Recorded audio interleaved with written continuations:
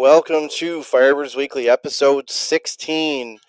We are remote this week with my co host Chris Sipperly on assignment somewhere in the wilds. And I'm Adam Samarov. And we're going to have a quick show today to kind of talk about the first couple of weeks of the season and to preview Albany on Friday, starting their season finally against Southwest Kansas. So, how you doing, Sip? And how much you looking forward to Friday? I'm doing well, thanks. Hopefully everyone else is doing well tonight too. So yeah, I'm in Western New York, doing some work stuff out here, getting a chance to check out some of the Buffalo touristy sites. So it's been a busy but good last couple days, and we're very excited. At least I know I am to see the good guys in orange and black hit the MVP arena on Transfinder Field this Friday at 7 p.m. Yeah, I'm definitely looking forward to it. But so far, we've had 2 weeks of the season, week 0 and week 1. We've had 4 games so far. The first week of the season, we had Southwest Kansas, who's coming to Albany this Friday, get a 40-26 win over Nashville in the first game. Mm. Watched it on Evergreen, and I thought that their streaming was tremendous. I thought they had great announcers. I thought they did a good job of kind of showing people what the arena game is about. And, it was a great start for, not only AF1 in its inaugural game and the Southwest Kansas getting the first win, but watching, Evergreen now and their streaming, I think, is going to be a huge thing for AF1. So, what's your thoughts on that? No, I think it was extremely reliable. Don't want to spend a lot of time speaking about other platforms, but I could say that it was very consistent. It looked very well produced, and quite honestly, even the in-game promotions I felt was really well done. The graphics were good, very good broadcast. Really, I think they have quite a bit to build on, going forward. So, me as a fan, I really appreciate what they've done so far. Yeah, and I thought, it was something where you were able to keep up with the action.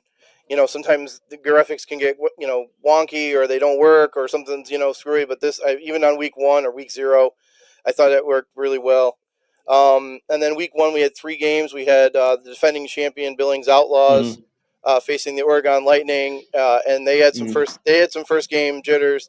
Yeah, Billings for put it to sure. them. Billings put it to them a little bit. Yeah. 78-36 was the final on that one. Excuse me, Billings showing why they are the defending champions. And one of their Sean McFarland, one of their running had 5 touchdowns. Just talk about that game a little bit. I know you see some clips. I saw some clips here and there, but what do you think about seeing Billings put up 78 in week 1? Well, I think Billings is a good team. I don't think that's any question. It'll be interesting to see how uh, the Lightning rebound going into their second game. I felt honestly that Billings seemed to be a little bit. I don't want to say that the Lightning were unprepared, but I think you saw some of that championship DNA with Billings. I think as time goes along, the Lightning will continue to improve. But yeah, week one, the champs showed why they're champs. Yes, definitely. I mean, I know Arena League. I know that the name of the games is points and all that, but to be able to put up that many, that's a big deal for them. Another game, a little more a little lower scoring, but still impressive nonetheless. Corpus Christi, I'll get it right. With a 40-12 win over Salina. Corpus Christi, of course, with the former Albany Firebird Darius Prince Mm, um, yep. in there as well. Helping the Tritons to the victory. Two teams, still finding their footing. Yeah. What do you think about Corpus Christi coming up with the W? Honestly, I think they're certainly off to a good start. I think much like the other the Lightning. I think they will continue to get better. I know they won handily, but I feel like that was again that's the first game that either one of these teams have played. So I think both teams will continue to see improvement. Um, I feel like the defense to me was kind of a surprise. I think we all kind of knew what we're going to see, from an offensive standpoint, but defensively, I felt they probably put a very well-rounded game. You know. Yeah, no, I mean, anytime you can hold a team to 12, I don't care if it's indoor football, outdoor football, arena football. Your defense is Yeah. doing a nice job. And then the final game of the week, that's Southwest Kansas. Going and playing what the Washington Wolfpack, yet another new face in the Arena League, AF1, excuse me, and they put up a 63-33 win over the Wolfpack. Yeah. Um, I got I to. thought Yeah. Go ahead. I Yeah. thought that you know again, Southwest Kansas has 2 games under their belt, and it's going to be it's going to be a thing to see how Albany responds to a team that's already had 2 games and 2 wins. Yeah, I mean, I want to get out the one thing out of the way first. I really dig the look of the Storm. I really like the color combination. I know they have their own take on the LA Chargers logo, helmet logos, but I've been really impressed with their quarterback. The running back's pretty darn good too. So, um, Coach Damon Ware and the entire coaching staff as well as the team, I'm sure are under. I mean, Jamal Hickbottom and Henry Nell that was on a show a couple weeks ago or a week ago now.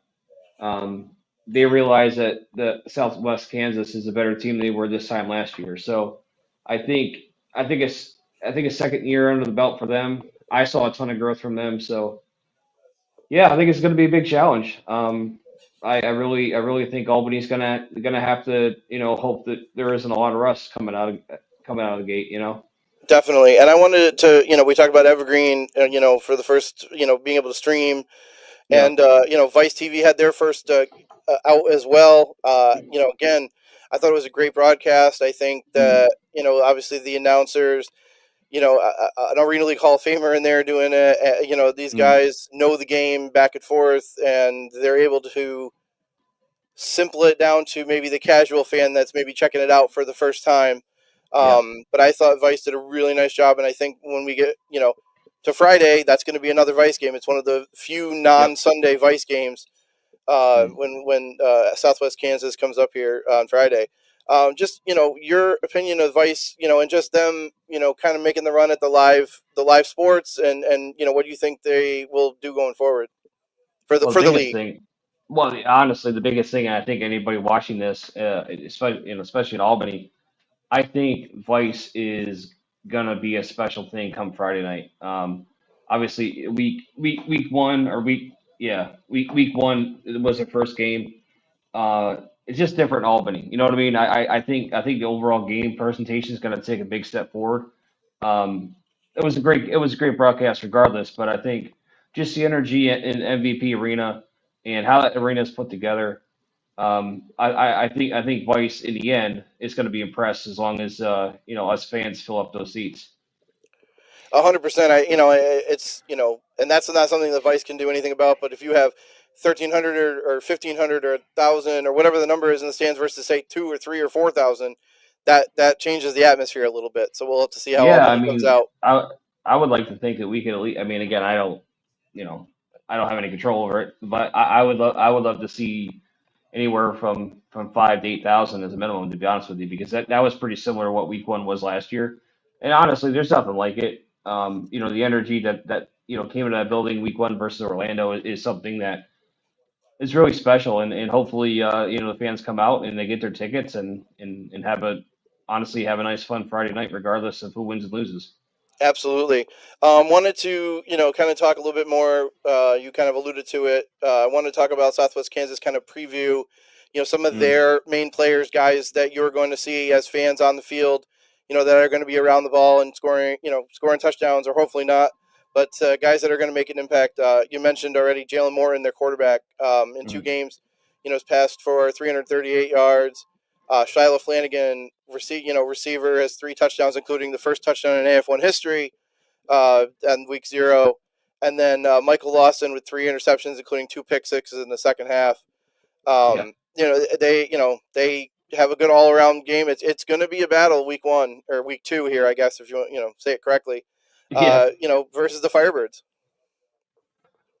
yeah. Like I said earlier, I don't really see this. Listen, this game won't be boring regardless, right?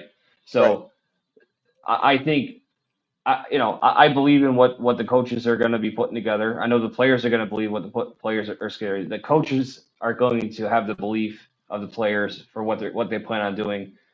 I personally don't think that Southwest Kansas has seen this sort of defense yet.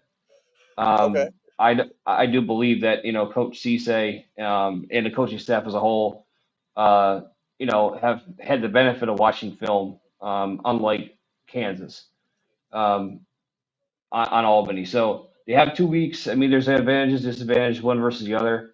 But at the end of the day, I would like to think that our coaching staff and our players are going to execute a pretty detailed plan that Coach Ware puts in front of them.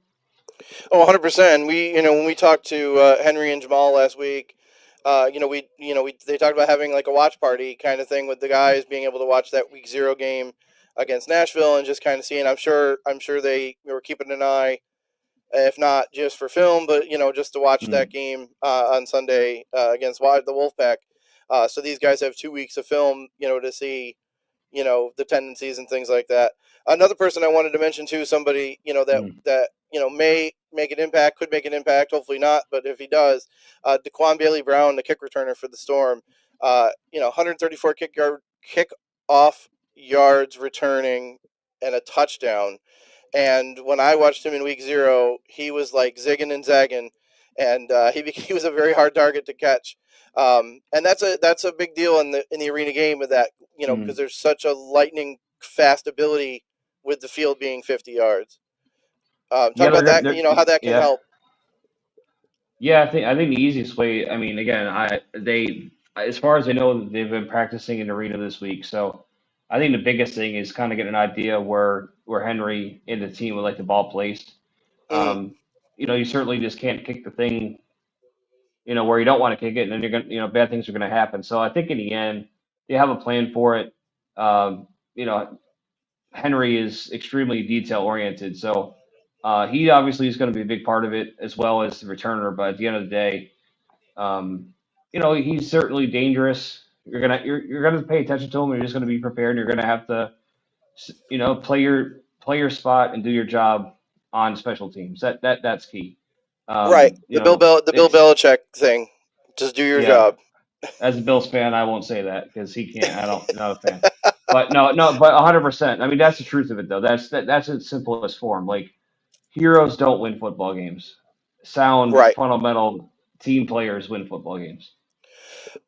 Definitely. And let's talk a little bit about some of these main guys that are going to be leading the Firebirds. We know Sam Castronova at quarterback is going to be a main guy. Tell me, talk about a couple of guys that you are going to be looking at, as those leaders on the field and the guys that are going to make a difference on Friday night. That's a couple that really stand out to me. I would say somewhat recency bias, but Jamal Hickbottom. I think he's got an opportunity to make a tremendous impact on both sides of the ball. Um, Right, as a you defensive know, lineman and as fullback too. Absolutely. yeah, yeah. I mean, then you got Harold Love, Isaiah Hardy looks fantastic. In his second time here. Trevon Shorts. I think I think Trey. I forget his last name. Cornerback with the Connecticut Ward number 7. I can remember anybody's last name, but That's all sorry right. That's about all right. that. There are a lot of guys. It's like, hey, these are all, a lot of these are new guys. A lot of these No, are guys are, making their debuts, man, for the Firebirds. There's a good And I, amount. I mean, that's the exciting part, as a fan. Like, obviously, everybody would like to see, some guys that have been here for a while. But at the end of the day, I think the team is very talented, very, very well rounded.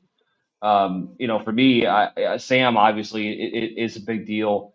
Having Townsend back again for another year, having Wade back for another year, and let's not shortchange Wade.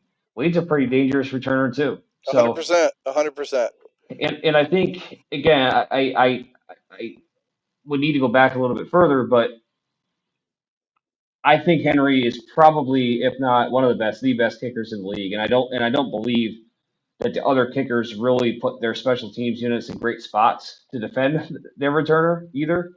So I think in the end it's gonna be some some names that you know and some names that you don't know that's gonna surprise you on Friday night on the Firebird side of the field. And it's great because then these are guys that maybe you don't know them tonight, but you will definitely know them Friday night. Oh, If without a nothing, doubt, if it's nothing else, yeah, it's and honestly like we're less than 48 hours away from kickoff now, so um yeah, that's about right. I think it's 20 it's no it's it 46 hours now, it's imminent. something like that. It Yeah, definitely. so it's here, and yeah, I would like to think that everyone is excited to go cheer on their Firebirds. All right, I just wanted to finish a couple things. Just because this is the coolest promotion I think I've ever seen. There is a chance to win a 2025 Corvette Stingray from Mohawk Chevrolet. Um, that is, if the kid, if someone can come in the stands and make a 38-yard field goal, uh, point. First thought, yes or no? Can somebody do it? The right person has to do it. The It can right be person done. has to do it. Yeah, I mean it's like not listen, it's not easy. Let's just be honest about it because if it was easy, I don't think they'd be doing it. Right. I But could not kick a 38 for a field goal, no, so I'm no, not happening. no. I mean, for me personally, I'm sure that I could maybe get 30 yards, maybe if I'm lucky, but I sure as heck wouldn't be straight like it needs to be through an arena field goal. That's But no, right. it's a great promotion because like that's a great thing. And honestly, like with the recent stuff that's happened at Albany games, like I believe a couple of guys made some half court shots this year, either at Siena Oh and or yes. Albany this I, year. I So remember a very viral video of a guy taking his shirt off after doing one of those half court shots. I believe it's Sienna. yeah, So yes, there's some big yeah, things at yeah. MVP So Arena this year. no, it's a tremendous opportunity. I think it's 50-50. I think there's a very good chance that that car changes ownership. That'd be All right. great. It'll be awesome to see Andy Gelscher's face when that car gets wheeled off onto when somebody wins it. And Yep. then tickets are still on sale. Obviously, go to Albany Fire or excuse me, firebirdsaF1.com/tickets. There's different single game pricing. There's blue, Mm. orange, purple, and gold. Starts at $25. To be more towards the end zones. Orange is 35, purple is 65, and then the gold is right down on the field. You may end up with a receiver in your lap. If you want the Yep. thing to do that, that's $90 a game, but you get so much. There's the VIP tickets that are still going on. So, Mm. call 518-557-8799 to get your tickets or email tickets at firebirdsaf1.com. Yeah, do So, that. That'll save you some money. That'll save you all sorts of fees. That is the way to do it. And plus, plus Joe Nair is very very good at what he does, and I know that everybody, from Nick Bernard to Ben Nelson, anybody that's involved with this thing, I'm sure they hope to see you out there Friday night. absolutely, and yeah, it's like I said, 25, even $35 a game is kind of those level, like a 100 level seats.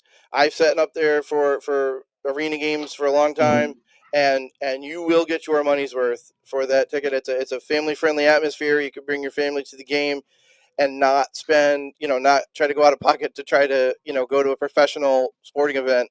And we have that here in Albany. So, like I said, tickets at firebirdsaf1.com, 518-557-8799. Talk to Joe Nair, tell him the Firebirds Weekly guy sent you, and get your tickets, and we'll see you people on Friday night. And yeah, we'll, kind of end it here, and Well, we'll be back Friday night. let's just talk on one thing here real quick. Oh, sure, sure. Go So ahead. Friday night after the game, after autographs and post game press conference, we're going to be doing a post game show that's going to be live right at MVP Arena. Right, we'll have the atrium right behind us. We're looking forward to bringing you that. As of right now, our plan is to cover the game like it just happened, and hopefully have some players and or coach guests during that show right after they do autographs and things of that nature. Right now, it's set up for 10 o'clock, so we'll see how Yep. close we hit that. It will, yeah, it will be a nice, setup. We'll talk about the game. We'll talk about the important plays, the big plays. Hopefully we can talk about a lot of Albany Firebird touchdowns. And then yeah, then the goal is to have a couple of guys, players or coaches, hopefully come in and talk with us for a few minutes. Instant reaction, how they did and how they, thought the game went and everything like that. So that is going to be live after the game. We're saying about 10 o'clock. It may be a little earlier, Yeah, maybe a give or little take. later, but we're going to say about 10 o'clock. So come, join us on Facebook, Instagram, all the usual spots. And yeah, so this is a quick one, but we're looking forward to Friday, and we'll see you there. We'll say hi to us when you see us in the arena. Yeah, looking forward. Hopefully, hey, listen, let's have a great Friday night. Let's cheer on our favorite arena football team for a win, and we'll go 1-0 and worry about next week. Next week. That's it. Sounding like a true coach. All right. Yeah. All right, for Chris Ipperly, my co-host, my name is Adam Samrov, and we'll see you on Friday.